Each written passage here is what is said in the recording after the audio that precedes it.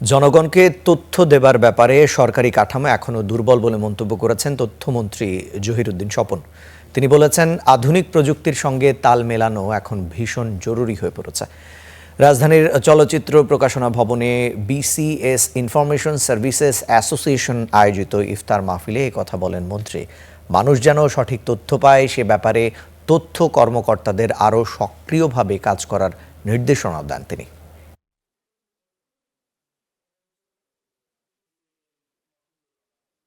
তথ্য সেবা জনগণের কাছে পৌঁছে দেওয়ার জন্য মানুষের মধ্যে যে চাহিদা তৈরি হয়েছে এবং সেই চাহিদা পূরণ করার জন্য যে প্রযুক্তিগত উপাদানগুলি তৈরি হয়েছে সেই তুলনায় কিন্তু আমাদের সরকারের কাঠামো এবং জনবলের প্রস্তুতিটা একটু দুর্বল আছে, আমি যতটুকু টের পাই। আমাদের জন্য চ্যালেঞ্জটা হচ্ছে কিন্তু মিস ইনফরমেশন এবং ডিসইনফরমেশন।